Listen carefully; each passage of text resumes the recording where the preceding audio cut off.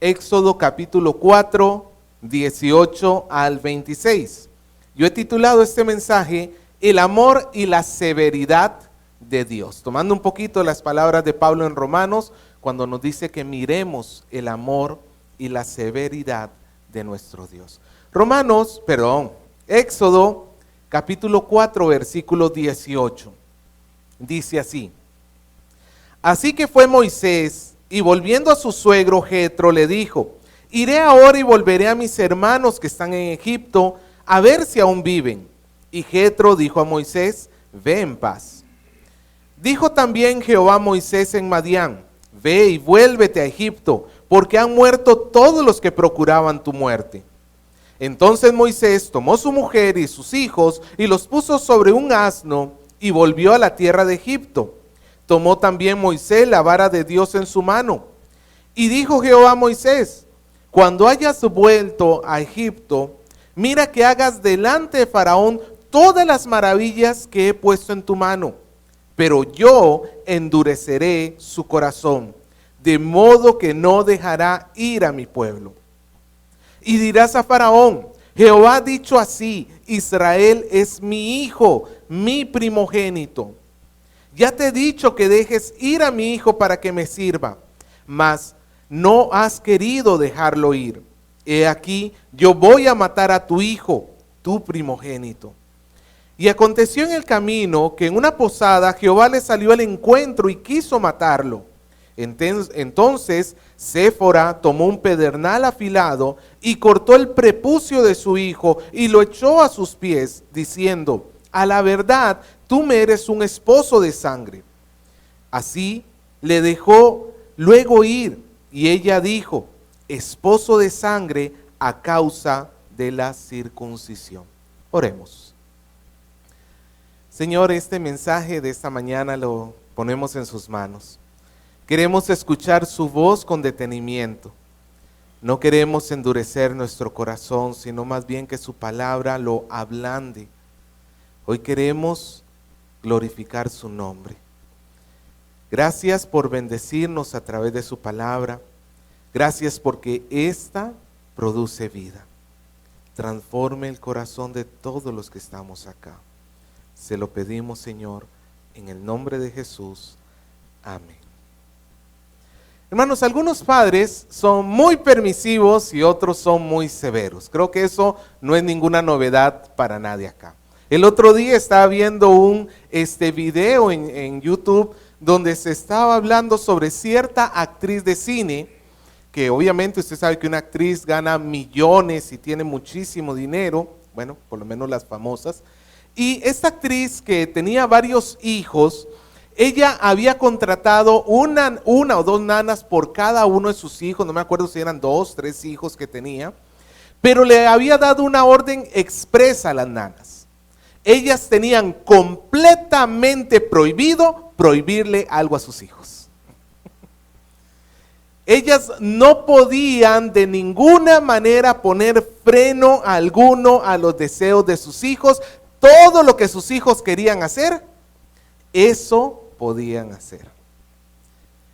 Pues eso es un padre excesivamente permisivo. Pero por el otro lado, pues para nadie nos es una novedad saber que también tenemos en nuestra sociedad padres que son terriblemente severos, que en lugar de ser permisivos como en un grupo, más bien rigen su casa con mano de hierro. Hasta Faraón les tiene miedo. Ellos reinan sobre su casa con terror, implantando el miedo sobre sus hijos, abusando de su autoridad.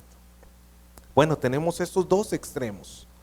Tenemos el ser permisivo y el ser severo.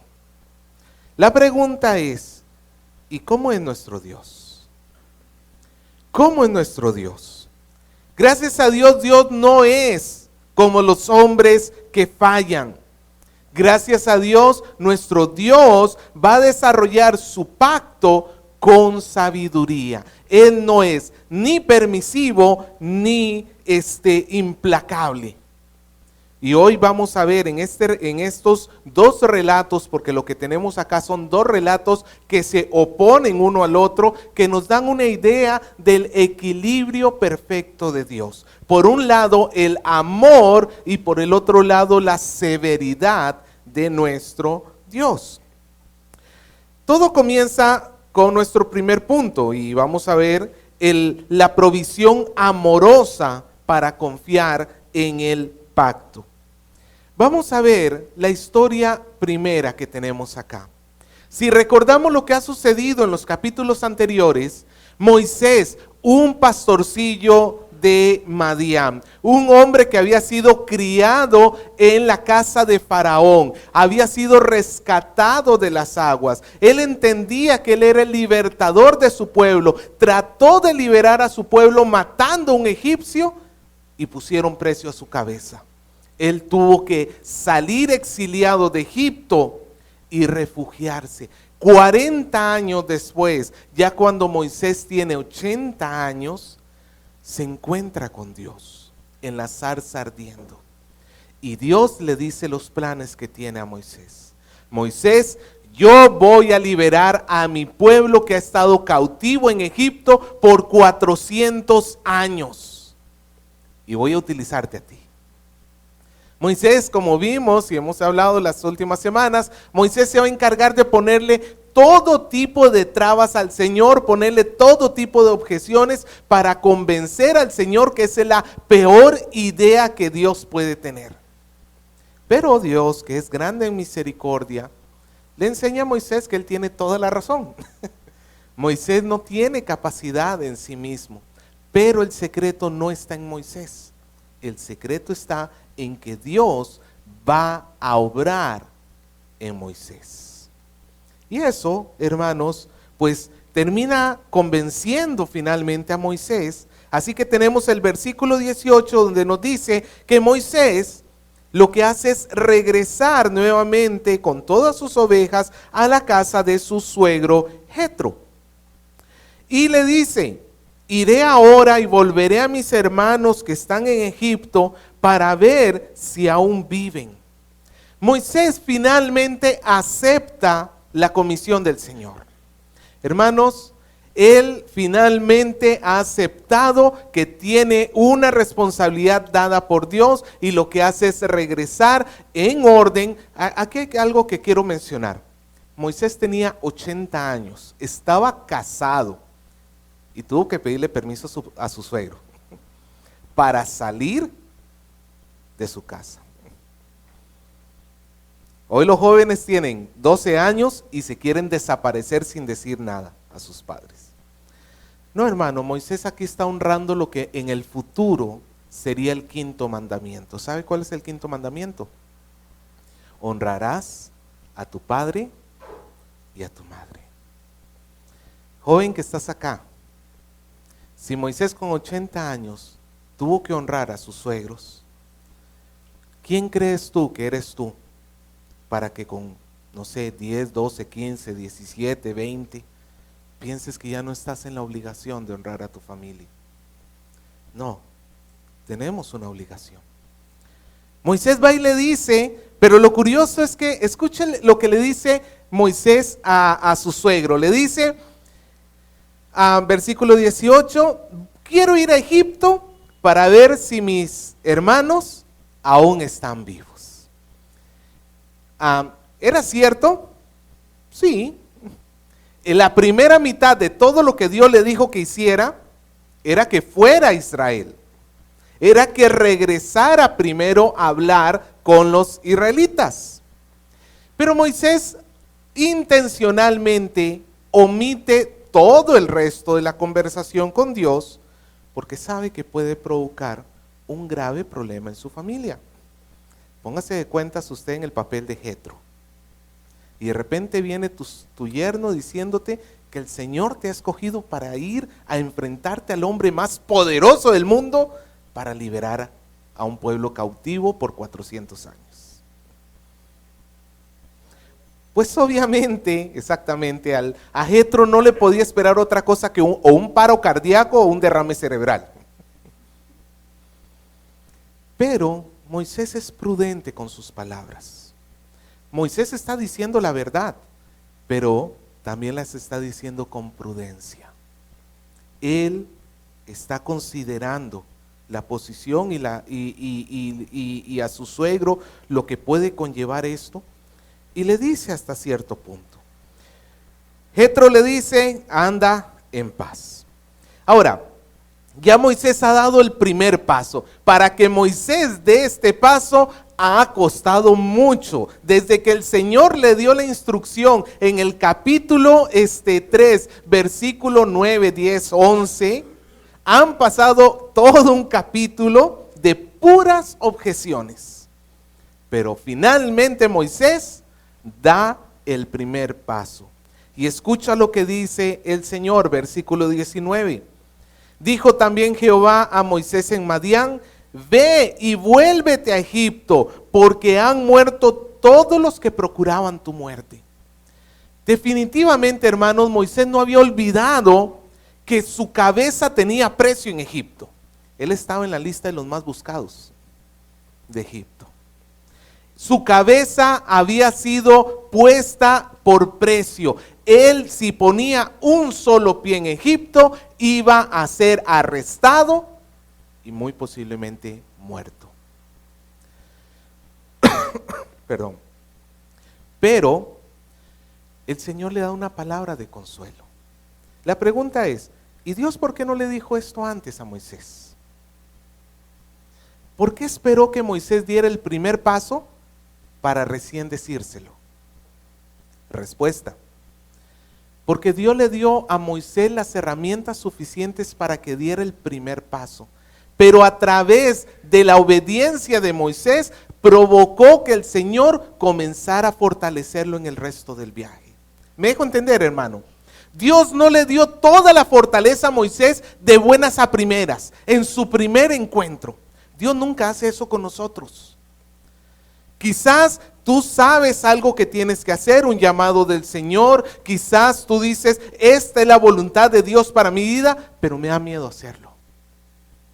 No sé cómo hacerlo, no sé cómo comenzar, no tengo la menor idea de cómo tengo que hacerlo. Señor, ayúdame.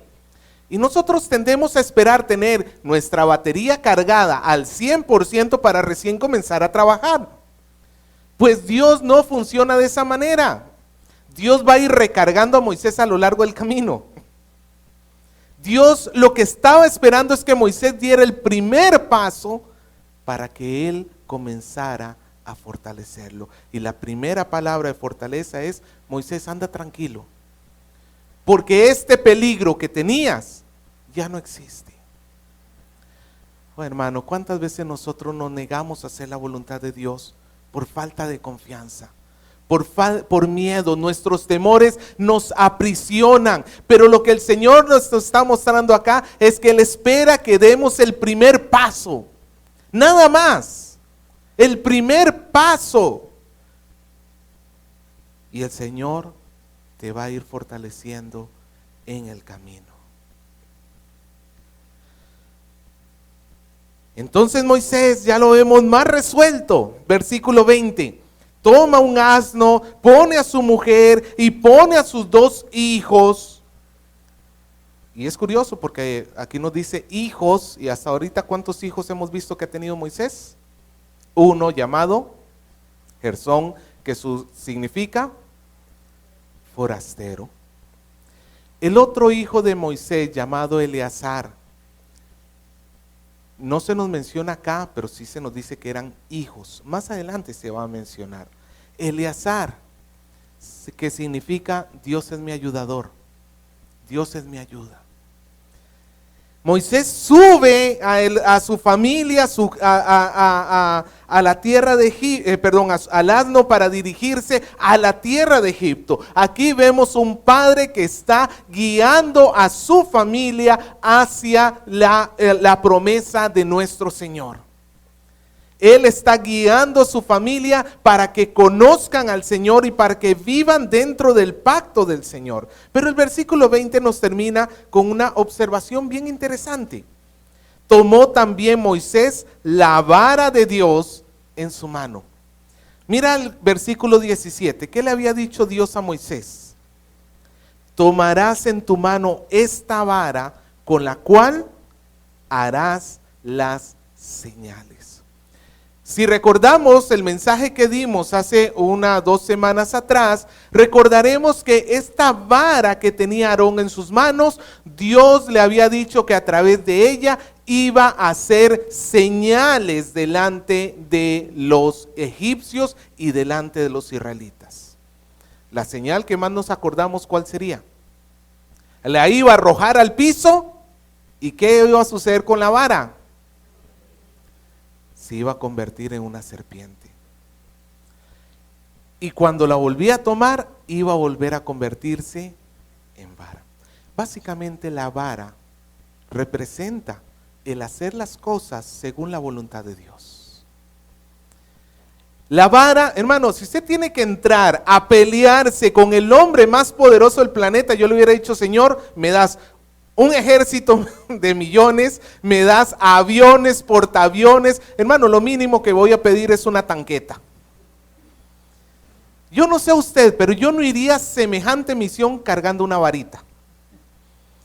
Yo supongo que Faraón tiene armas más poderosas que varas. Yo supongo que sí. Pero lo que podemos ver acá, hermanos, es que Dios le estaba diciendo a Moisés, como más adelante diría en Zacarías capítulo 4, versículo 6. Esta es la palabra de Jehová a Zorobabel que dice, no con ejército ni con fuerza, sino con mi espíritu, ha dicho Jehová de los ejércitos. Moisés no tiene que irse a enfrentar a Faraón con su propio poder, con su propia habilidad. Tiene que hacer las cosas a la manera de Dios. La próxima semana vamos a ver cómo Moisés fracasa en esto. Pero inicialmente él tiene una buena motivación. Toma la vara en sus manos. Y esto nos recuerda, hermanos, que todos nosotros tenemos. Sí, hay cosas que no sabemos qué es lo que Dios quiere para nuestra vida. Hay muchas cosas de la voluntad de Dios que nos encantaría que Dios nos dijera. ¿Con quién me voy a casar? Encontrar un versículo bíblico que diga, Israel se casó con fulano. Alonso se casó con sutana. Eso nos encantaría encontrar, ¿sí o no? Así estaría 100% seguro Israel y Alonso de quiénes son sus parejas. Las esposas para su vida. ¿Pero encuentran eso? No. Esa es una voluntad no revelada de Dios.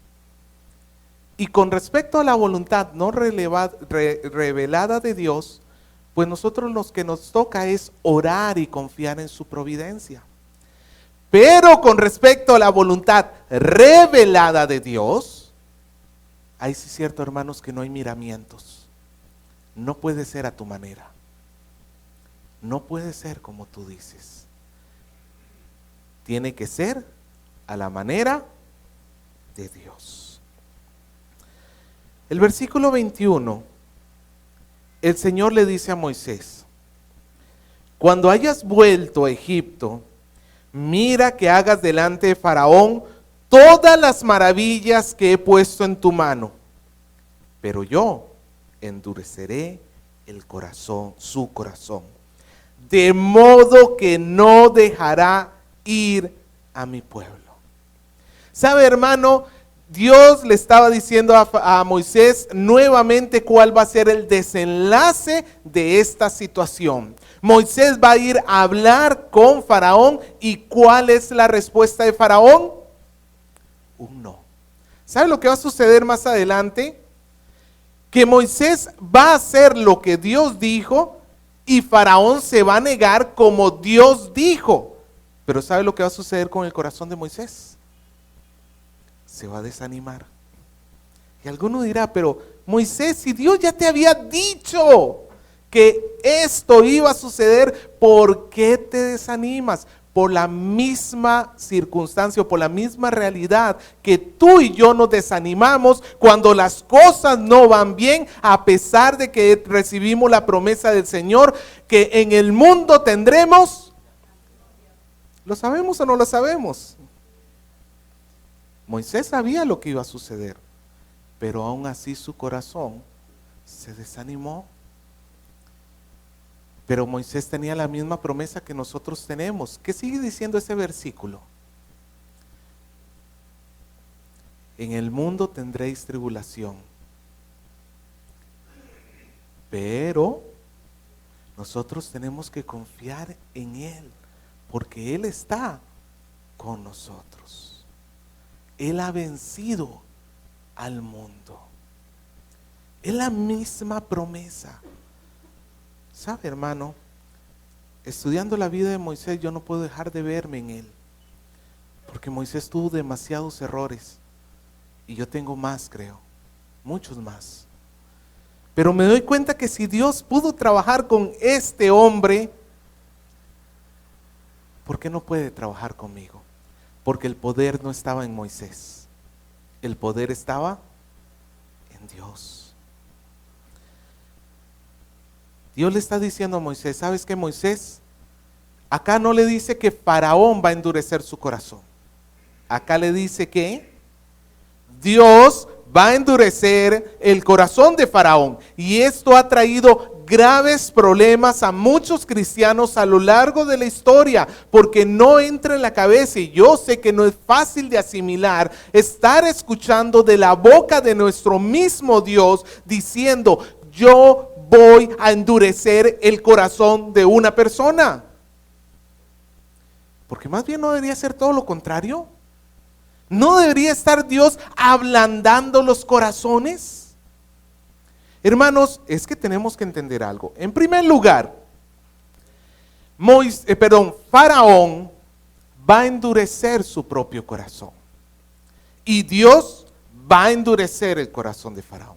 Nunca va a ocurrir tal cosa de una persona que quiere un corazón blando, pero Dios lo endurece. No, el duro de corazón tiene el corazón duro y Dios endurece su corazón porque esa persona ama el corazón duro. Ama el corazón duro. Así Dios hubiese tomado otra decisión, esa persona quiere estar en la dureza de su corazón.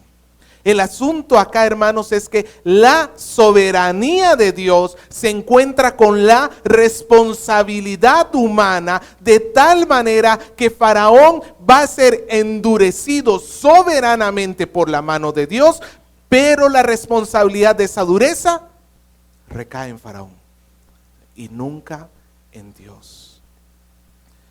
El corazón endurecido. ¿Sabe lo que es el corazón endurecido? El corazón endurecido es más engañoso de lo que parece. Nosotros nos imaginamos un corazón duro seguramente en algún hombre malo en la calle que odia a los demás y pasa haciéndoles el daño a los demás. Hermanos, ese no es un corazón duro solamente. ¿Sabe cuál es un verdadero corazón duro? Aquel que escucha la palabra de Dios y cierra su corazón. ¿Sabe lo que provocó la dureza del corazón de Faraón? La palabra de Dios. Fue cuando Moisés le dijo, así dice el Señor, que el corazón de Faraón se endureció. Esto nos dice, hermanos, que la misma palabra que ha ablandado el corazón de Moisés y que ablanda el corazón de la iglesia es la misma palabra que endurece el corazón de los que se resisten al Señor. De la misma manera que el mismo sol que tenemos en los cielos va a ablandar un poco de cera o va a endurecer un poco de arcilla, de la misma manera opera la palabra de Dios en nosotros.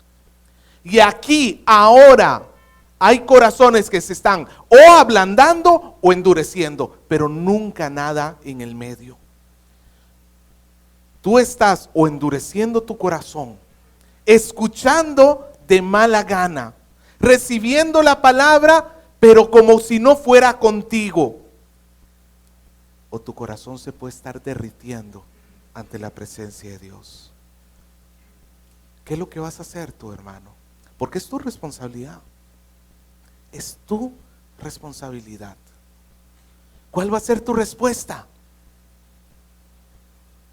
Hermano, que tu corazón no se endurezca, no dejes que siga endureciéndose. Estamos viendo cómo en varias personas el corazón cada día se está volviendo más duro. Y yo te ruego, hermano, que suavices, te ruego que escuches la palabra de Dios, porque si tú continúas por esa senda, en lugar de encontrar la paz, el gozo, la misericordia del Señor, se va a ir agravando tu situación. Y es mejor hoy, como dice, no endurezcas tu corazón. Si hoy escuchas su voz, no lo endurezcas.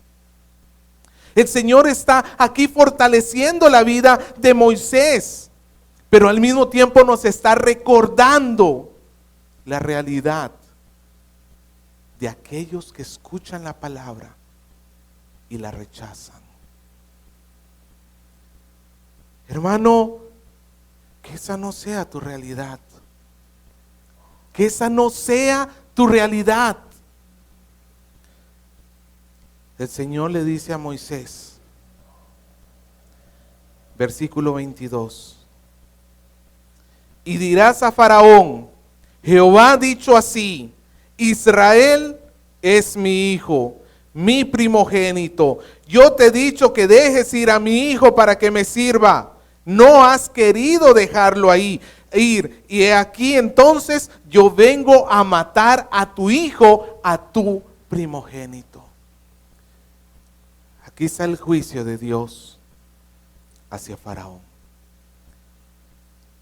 Primero que todo, Dios se refiere al pueblo de Israel en su conjunto. Y dice, todo Israel, ¿qué es? Es mi hijo, mi primogénito. Tenemos que entender esto de una manera correcta. Los pueblos paganos decían que cuando una persona era hijo de Dios, era porque alguna deidad de las que tenía relaciones carnales con una mujer, y entonces nacía un hombre, mitad Dios, un semidios que tenía pues algún tipo de habilidad o algún tipo de llamado muy importante. Faraón se decía a sí mismo hijo del Dios. Dios no está diciendo que esa es la situación de Israel. Dios no está diciendo que los israelitas son algún tipo de raza superior o algún tipo de hombres extraordinarios, mitad hombre, mitad Dios. No. Lo que tenemos acá es una declaración de adopción. Israel es no el pueblo más importante, no el pueblo más fuerte, pero es el pueblo que Dios en su soberanía y en su amor está escogiendo para adoptarlos como sus hijos. Y entonces ellos son hijos de Dios por adopción.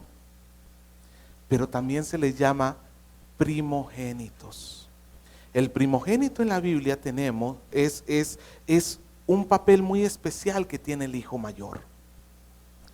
El hijo mayor tenía más responsabilidades, pero al mismo tiempo tenía más privilegios y más derechos. Israel es el primogénito porque a través de este pueblo el Señor ha escogido que a través de él va a venir la salvación a todas las familias de la tierra. Es a través de este pueblo. Jesucristo no iba a ser un cananeo, Jesucristo no iba a ser un griego, un romano. Jesucristo tenía que nacer de Israel porque él tenía la primogenitura. Y digo tenía porque usted tiene que entender esto. El Israel que tenemos en el Antiguo Testamento, que la parte étnica y la parte espiritual estaban, por decirlo así, fusionados. El Israel de hoy, el pueblo de Dios de hoy, no es el Israel étnico. El pueblo de Dios hoy es el Israel espiritual. donde está conformado por israelitas y gentiles. Eso es la iglesia.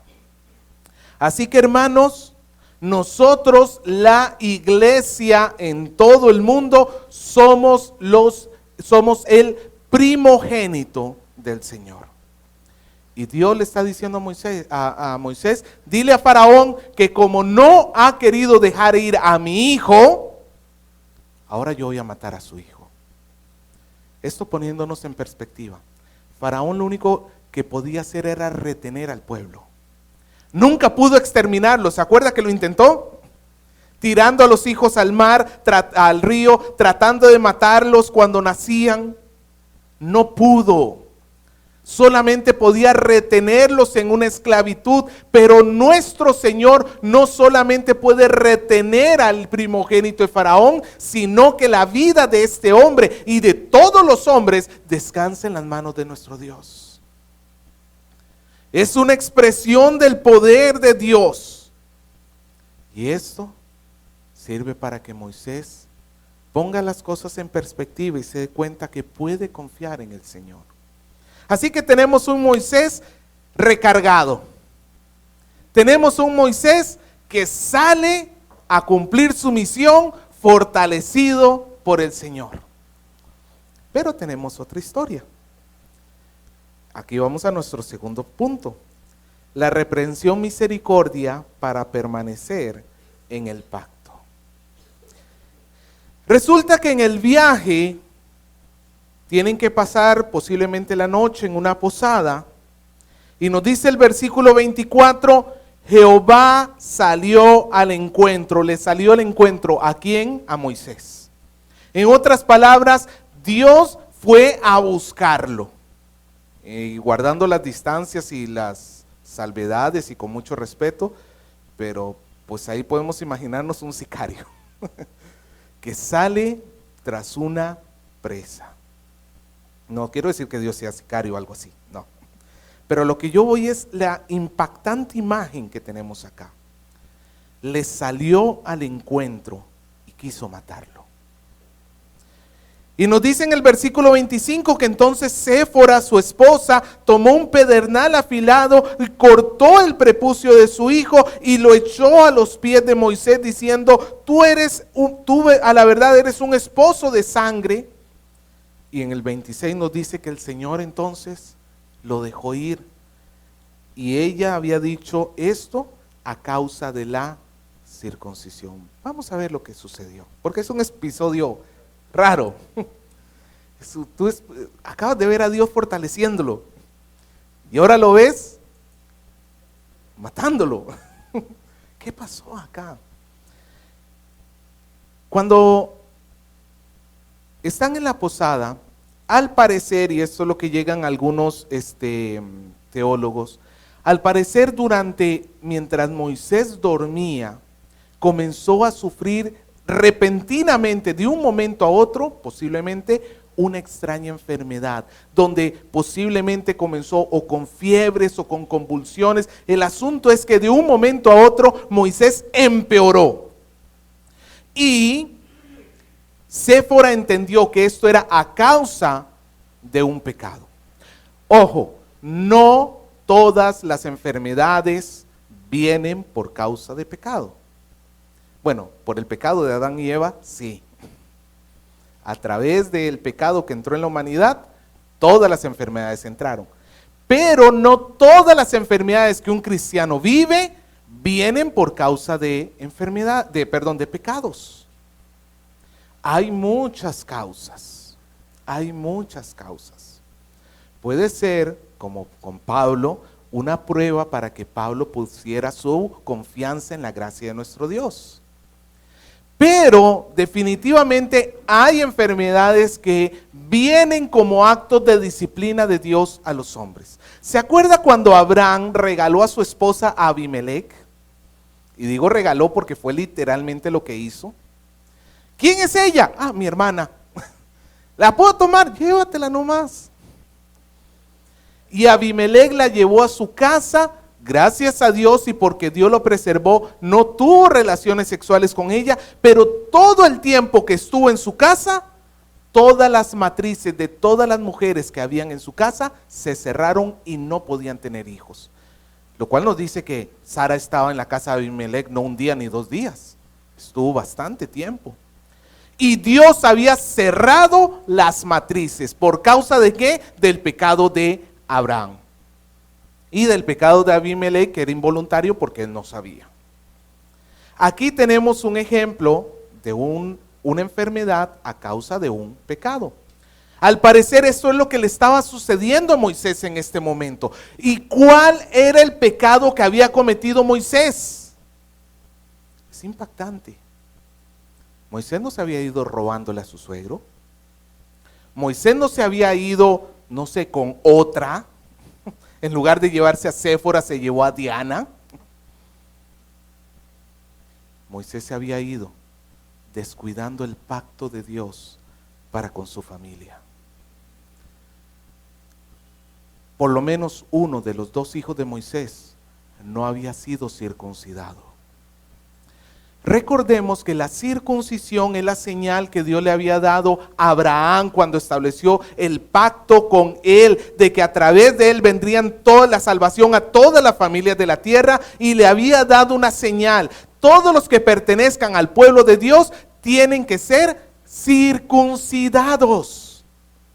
Moisés posiblemente, a pesar de que él era hijo de la hija de Faraón, pero recuerde que lo crió su madre natural en su casa durante algún tiempo. Y sería bastante difícil de que no lo hayan circuncidado. Él estuvo 3 meses antes de ser arrojado al Nilo. Moisés había sido circuncidado, pero él se había descuidado de la circuncisión. Por lo menos yo me imagino que si tenemos que escoger entre los 2 hijos, entre Gersón el mayor y Eleazar el menor, es más fácil que haya sido del último. Quizás esos 40 años en el exilio a Moisés le llevaron a pensar: yo ya no soy parte del pueblo de Dios, yo estoy fuera ya del pacto. Quizás o de repente no le vio la importancia. Sí, esos son rituales, pero ¿qué importa? No, hermano, a Dios le importa. A Dios le importa lo que tú hagas con tus hijos. ¿Cómo puede ser posible que Moisés saliera como superhéroe a salvar a los israelitas descuidando su propia casa? ¿Cómo puede ser, hermano, que nosotros pretendamos hacer mucho por otros cuando nuestra propia casa está descuidada? No puede ser. Ese es un grave pecado delante de Dios. Más adelante vamos a encontrar a Faraón que le dice a Moisés: ¿sabes qué? Vayan ustedes los adultos, adoren a Dios, pero a mí me dejan a los niños acá en Egipto. No, le dijo Moisés, aprendió la lección. No. Nuestros hijos van con nosotros. Siempre es el deseo de Satanás, el deseo del mal, que tus hijos sean descuidados en lo espiritual. Claro, tú eres un buen padre porque les provees dinero, comida, educación, estás tratando de hacer lo mejor para él, para ella. Pero hermano, ¿cómo puede ser posible que vengan reportes a nosotros diciendo: los padres se están quejando? Yo no estoy hablando de otros padres, estoy hablando de padres que están acá ahorita. Los padres se están quejando porque a los jóvenes les están dejando mucha tarea. Hermano, ¿sabe lo que le dejamos? 5 preguntas. 5 preguntas relacionadas con el tema que escuchaban. Tuvimos que reducirlo a 3 para ver si no se enojaban. ¿Cómo es posible, hermano, que nosotros seamos tan descuidados en cuanto a la educación de nuestros hijos? ¿Cómo es posible que nos pese tanto? No quiero que vaya a las reuniones, no quiero que haga esto, no quiero que haga lo otro. Y luego te extrañas de que estés bajo la disciplina de Dios. Y luego te extrañas y dices: Dios es malo, Dios no me quiere. No, hermano, ¿qué estás haciendo con tus hijos? Lo que hagas con tus hijos es muy importante a los ojos de Dios. En la escuela dominical nos han llegado reportes, los niños no quieren hacer caso a los maestros de escuela dominical. No quieren. Pregunto, ¿y quién es el que tiene que enseñarle respeto? ¿No eres tú, papá? ¿No eres tu mamá? ¿Devocional? No. ¿Oración? Tampoco. ¿Cada cosa de la iglesia es un fastidio? Pero luego si voy, Señor, bendíceme, bendíceme, bendíceme, bendíceme. No, hermano. A Dios le enoja el descuido de nuestra casa. A tal punto que quiso matar a Moisés.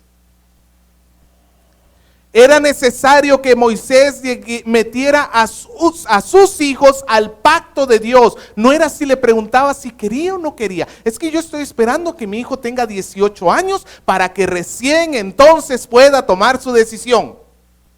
Es cierto que él va a tomar una decisión, pero en todo ese trayecto, tu responsabilidad es guiarlo dentro del pacto del Señor.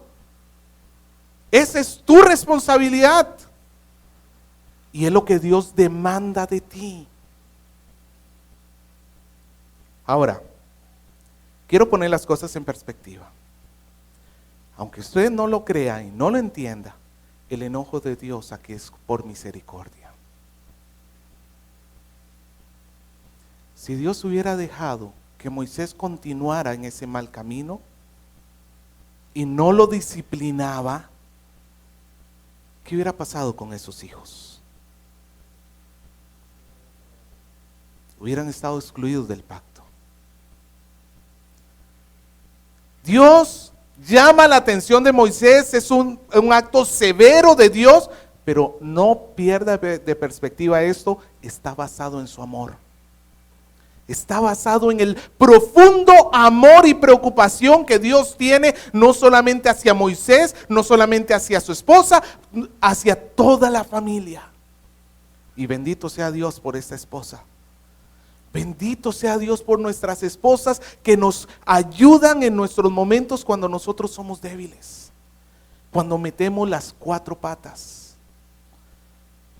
Qué fortuna, hermano, qué bendición de Dios es si tú encuentras una mujer temerosa de Dios. No escojas a tu mujer por su apariencia, no la escojas por si es bonita, porque recuerda que un día, como dijo un pastor, así el chancho se ponga aretes de oro, algún día se quedará sin el oro y te quedarás con el chancho.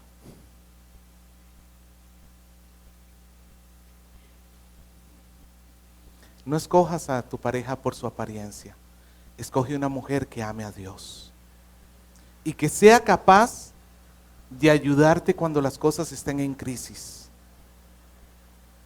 Y que reaccione conforme a la voluntad de Dios. El que haya esposa, y yo creo que Moisés escribiera ahí, haya la vida. Porque literalmente si no hubiera sido por Séfora, Moisés, la realidad de Moisés hubiera sido otra. Qué bueno es cuando papá y mamá se unen por el cuidado de la casa. ¿Sabe, hermano?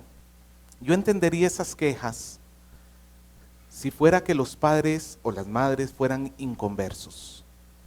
No, pastor, mi esposo no quiere que vaya a las reuniones, pero es inconverso. Eso lo entendería. Un hombre del mundo no puede entender las cosas espirituales. Pero la pregunta es, ¿por qué uno que se llama cristiano le molesta tanto las cosas espirituales? Lo primero que tendría que hacer tal persona es revisar si de verdad es cristiano. Lo primero que deberías hacer tú es decirle, Señor, examina mi corazón.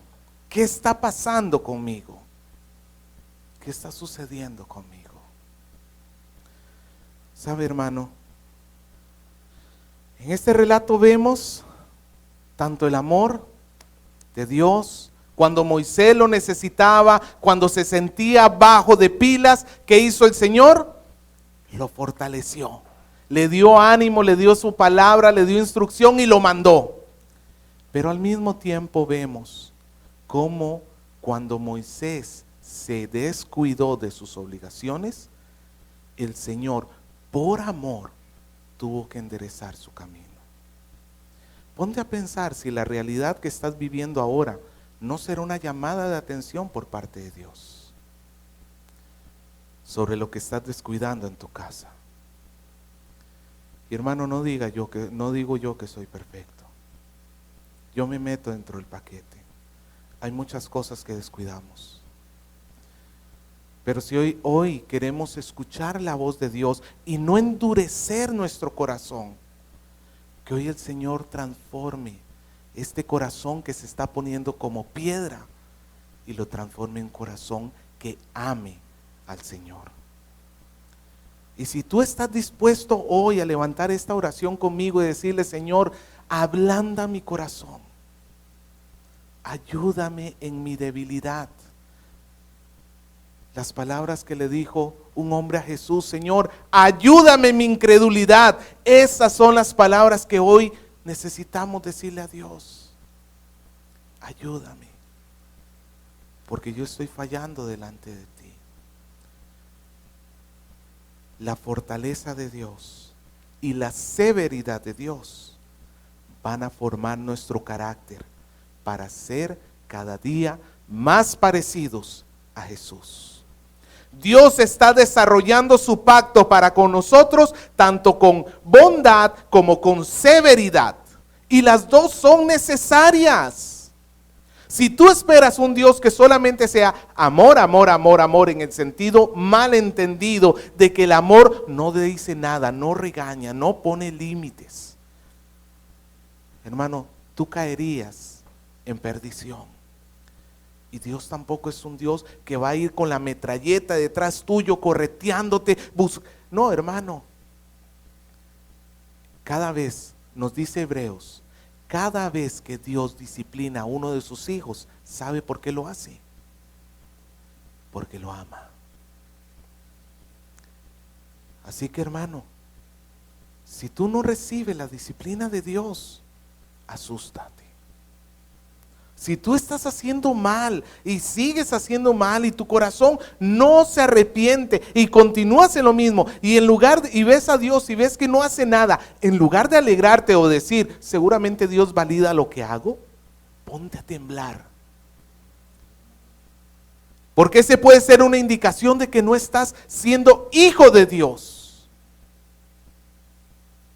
Pero el Señor también hoy promete que todo aquel que viene a Él, Él no le echa fuera. ¿Sabes? Si tu corazón se está derritiendo hoy, no es por una obra tuya, no es porque tú estés decidiendo, es porque el Señor está alumbrando sobre tu corazón. Y por más duro que haya estado, no hay, hermano, así tu corazón se convirtiera de diamante, que hasta donde yo sé es el material más duro sobre la tierra, que de repente alguien sabe uno más duro. Pero aunque tu corazón fuera tan duro como un diamante, el Señor lo puede volver como la mantequilla al sol.